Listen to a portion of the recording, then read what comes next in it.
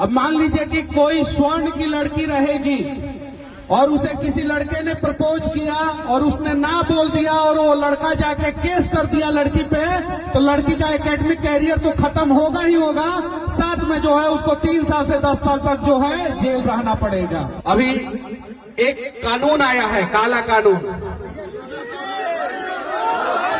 आप सभी को पता होगा, और अगर आप लोगों को नहीं पता है तो यकीन मानिए आप लोग छात्र नहीं हैं। पता है कि नहीं पता है? केंद्र सरकार के द्वारा एक कानून लाया गया है, काला कानून लाया गया है। यूनिवर्सिटियों में अब जो है बच्चों को जो है आपस में बांटा जाएगा, भेदभाव किया जाएगा। अब मान लीजिए कि कोई स्वर्ण की लड़की रहेगी और उसे किसी लड़के ने प्रपोज किया और उसने ना बोल दिया और वो लड़का जाके केस कर दिया लड़की पे, तो लड़की का एकेडमिक कैरियर तो खत्म होगा ही होगा, साथ में जो है उसको 3 साल से 10 साल तक जो है जेल रहना पड़ेगा। इस प्रकार का कानून है। अब ये गलत है कि सही है, निर्णय आप लोगों को करना है। मेरे नजर में ये कानून गलत है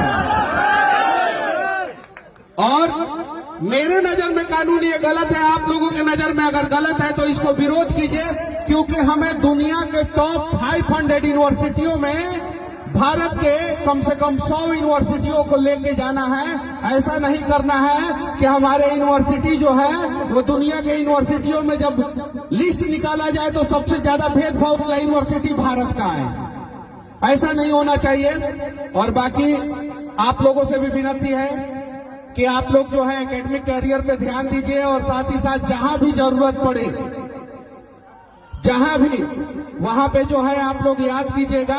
हम लोग जो है आप लोगों के साथ रहेंगे और आप लोग एक रहिएगा ना, रहिएगा ना। और एक रहने का मतलब ये नहीं है कि मैं ये कह रहा हूं कि आप लोग जो है किसी दूसरे के ऊपर अत्याचार कीजिए।